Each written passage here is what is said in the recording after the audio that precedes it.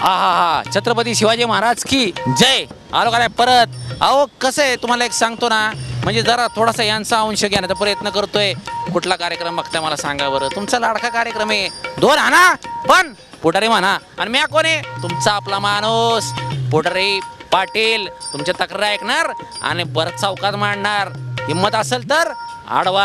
आहे का नाही गंमत. आता मागाशी आपण जे बोललो, आता भाजीपाला विक्रेते होते, मोठे व्यापारी होते, झालं का नाही. पण आता आपण जरा छोट्याशा सेगमेंटकडे येऊ. म्हणजे तुम्हाला सांगतो आपण छोट्या व्यापाऱ्यांशी बोलू, जे छोट्या धंद्यात आहेत. त्यांचं काय मत आहे. कारण तुम्हाला सांगू आतली गोष्ट लपडं काय आहे. छोट्या व्यापाऱ्यांमध्ये आणि मोठ्या व्यापाऱ्यांमध्ये आतमध्ये काहीतरी राडा चाललेला आहे. पण आता बाहेर कुठं दाखवतात करावं. घराघरात बी भांडणं होत्यात. पण बाहेर येतात तर असे हसत येतात. आपण म्हणतो काय सुखी परिवार आहे का नाही. चला बोलू. बाकीचा टाइमपास नाही करायचा, डायरेक्ट विषयाला हात घालायचा. मग आमचा कॅमेरामॅन ओरडतो नाही तर. चला या बरं. नमस्कार. हा नमस्कार.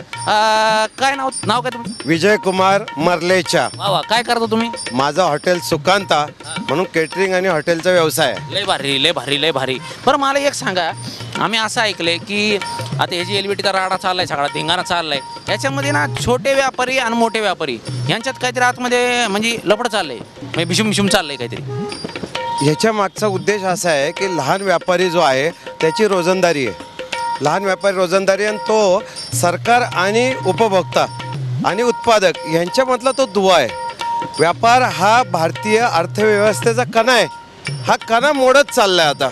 एक तर कराच्या ओझाने, एक तर इन्स्पेक्शन राज्याच्या मुळे तो कणा इतका तुटायच्या वेळ आलेला आहे की हा व्यापारी आता हा देश सोडून जावं का काय, हे महाराष्ट्र राज्य सोडून जावं का काय. आम्ही काही व्यापारी, बरेचसे व्यापारी बाहेर राज्यातून आलेलो आहोत. राजस्थानमधून आले असतील, कुणी गुजरातमधून आले असतील.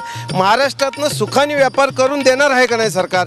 लहान व्यापाऱ्यांची अडचण अशी आहे की तो दुकानात मोठ्या व्यापाऱ्यांकडनं माल घेऊन लहान ग्राहकांची सेवा करतो. त्या सेवा करत असताना त्यांनी क्लिरिकल जॉब किती करायचा. आम्ही तेवढंच करायचं का. आज पुणे शहरामध्ये एका ऑफिसमधनं दुसऱ्या ऑफिसमध्ये जायला 4 तास लागतात. मग 4 तास आम्ही व्यापार बंद करून क्लिरिकल जॉब करायचं का. एकदम बरोबर आहे. पण मी काय सांगतो माहिती का, मला एक सांगा तुम्ही की मला मेन प्रश्नाचं उत्तर द्या. आपण फिरून जरा भलतीकडेच गेलो की आतमध्ये जे काय डिंगडॉंग चाललंय ना, म्हणजे मोठे व्यापारी आणि छोटे व्यापारी आतमध्ये जरा भांडणं चालले असं लोकांमध्ये एक प्रचार आहे. असा कुठलाही भांडणाचा प्रकार नाही. मोठे व्यापारी लहान व्यापारी एकत्रच आहेत.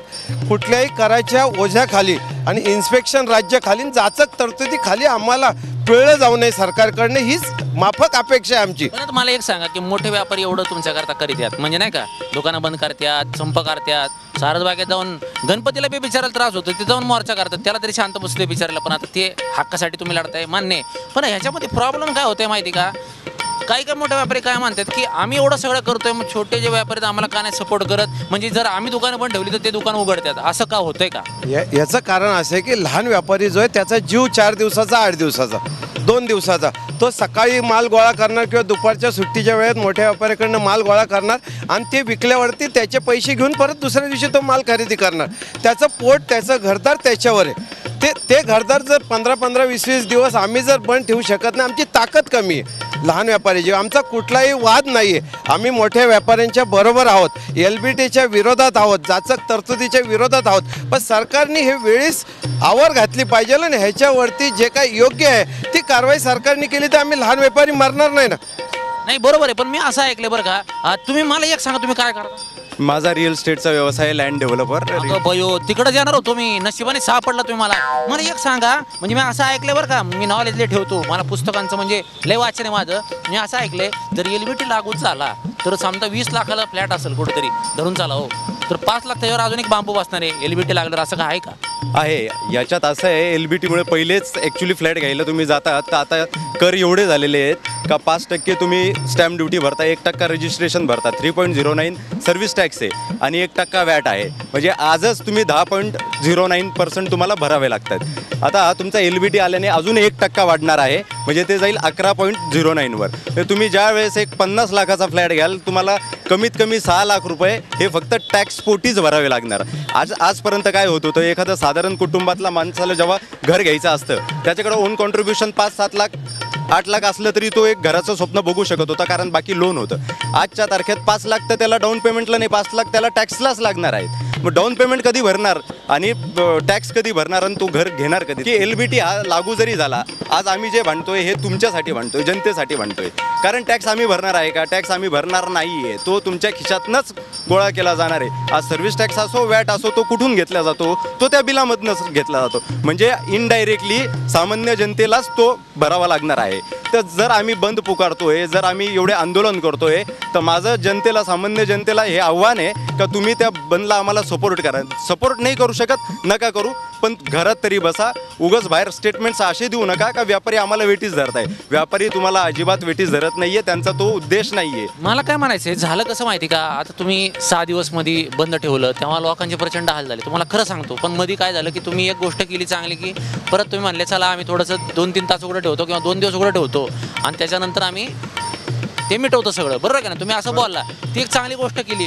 पण लोकांमध्ये काय होते माहिती का, तुम्हाला सांगतो, लोकांचं जे मत आहे, लोक काय म्हणतात की आईला आम्हाला उपाशी ठेवलं, आमचा प्रॉब्लेम केला, कुणाचं धान्य संपलं आणि काय झालं, अचानक बंद झालं ना दनादन सगळं.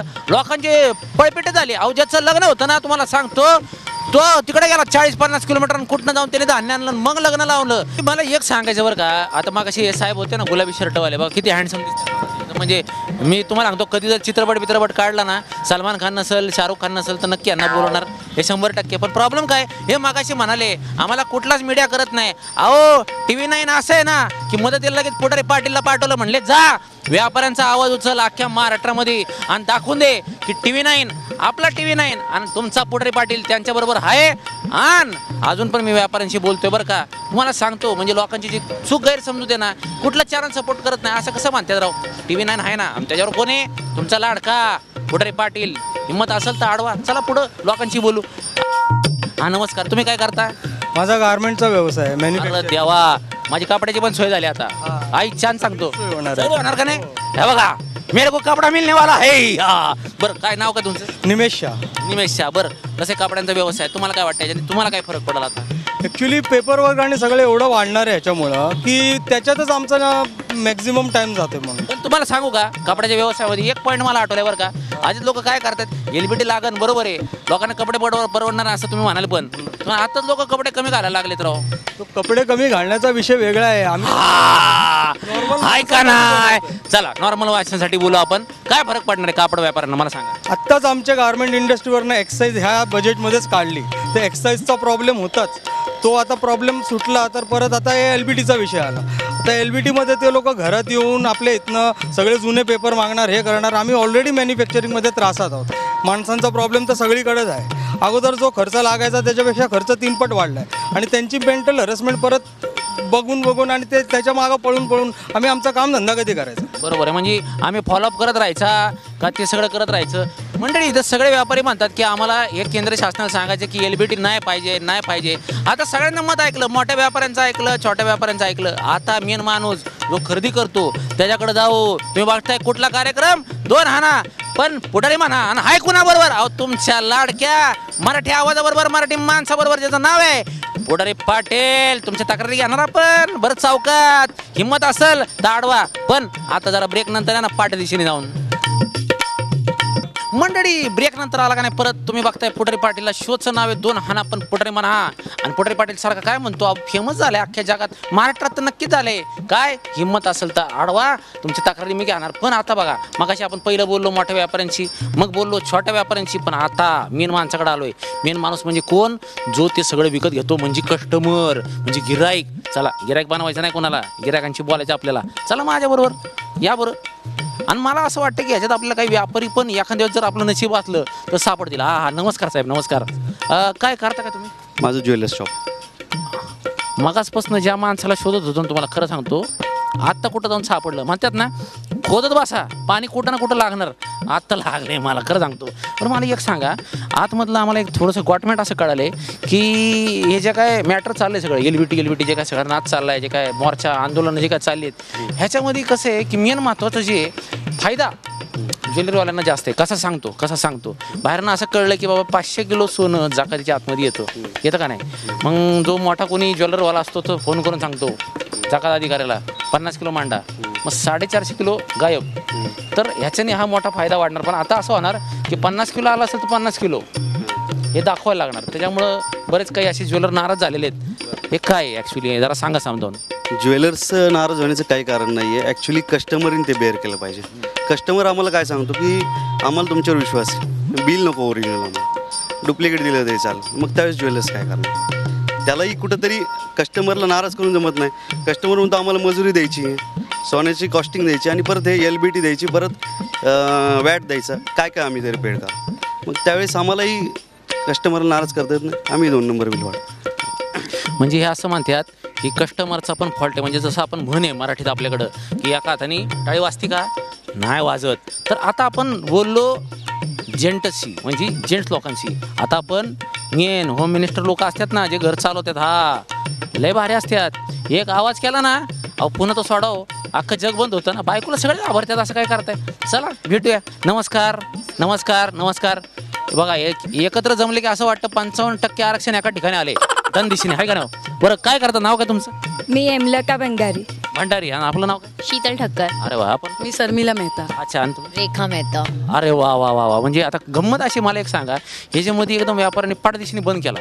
म्हणजे काय म्हणतात तुमच्या इंग्लिशमध्ये? हा, सरप्राईज दिलं तुम्हाला पाट्टा दिशेने. म्हणजे एक दिवशी सकाळी तुम्ही उठता, हा शॉक. शॉक दिला. कसलं भारी इंग्लिश बोलतात ना हे, शॉकर म्हणले डायरेक्ट. बरं, म्हणजे तुम्ही एक दिवशी सकाळी उठल्या आणि सगळी दुकानं तुम्हाला बंद दिसली. मग ह्याच्यावर तुमची प्रतिक्रिया काय वाटतं तुम्हाला? असं करायला नाही पाहिजे.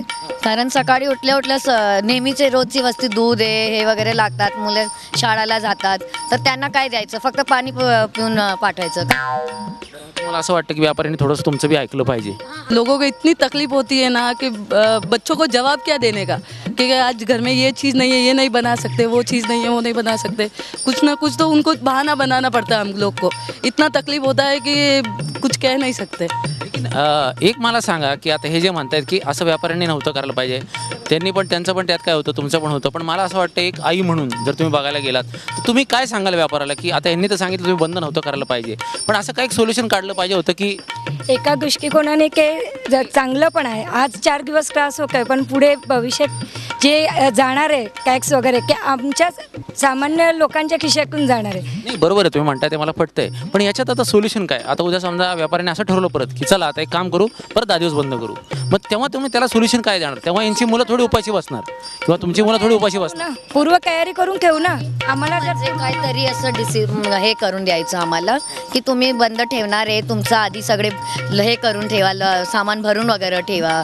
तेव्हा प्लॅनिंग केलेलं असलं तर आम्हाला पण एवढा त्रास नव्हता झाला. म्हणजे सरप्राईज चांगली द्या, वाईट देऊ नका असं तुम्हाला म्हणायचं आहे. तुम्हाला काय वाटतं? सेम सरप्राईज चांगली द्या, वाईट नका देऊ. म्हणजे सगळ्यांना त्रास आणि घालून असलं सरप्राईज काय कामाचं? म्हणून नवरे म्हणतात की बायकोला नेहमी सरप्राईज द्यावं. चांगलं झालं ठीक आहे, नाही तर बायको शॉक देते असं काहीतरी. म्हणून जर लग्न करायला मला भीती वाटते आता असं. हा, आणि एक त्रासदायक पण तेवढंच फायदेशीर पण आहे. करणं जरुरी पण आहे. कारण का जे पण होणार फ्युचरमध्ये जे नुकसान आहे ते आमचंच होणार आहे. कारण का जे आता चार्जेस लागतील LBTचे वगैरे ते कोणाच्या खिशातून जातील? शेवटी आमच्याच खिशातून जाणार आहे. तर हे पण बघायला पाहिजे ना आपण की फ्युचरच्या हिशोबाने हे आम्हाला चांगलं आहे की आत्ता 4 दिवस त्रास होईल, पण 4 दिवसानंतर ते आम्हाला पुढे खूप प्रॉफिटेबल आहे. गव्हर्नमेंट पब्लिक का सुनना चाहिए, थोड़ा बहुत सुनना चाहिए पब्लिक का. LBT लावायलाच नाही पाहिजे खरं तर.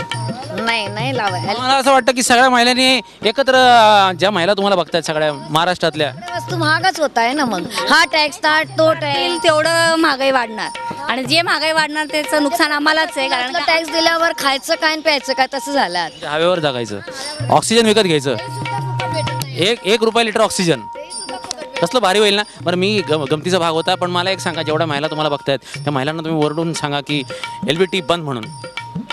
LBT बंद करो. बघायला जोराचा आवाज आहे. 55%, आता 55% आरक्षण झालंय. याचा आकडा 95 व्हायला वेळ लागणार नाही, नाही का?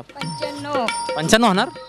95% आरक्षण म्हणतात. मग जेंट्सचं काय खरं नाही बाबा, समान राहा, आत्ताच सांगतोय. बरं मंडळी, तर आज आपला इकडं झाला LBTचा विषय. दोन्ही बाजू तुम्ही पण ऐकल्या, तुम्हाला काय वाटतात? आमच्या चॅनलला तुम्ही प्रतिक्रिया नक्की पाठवा आणि बघत जा तुमचा आवडता कार्यक्रम कुठला.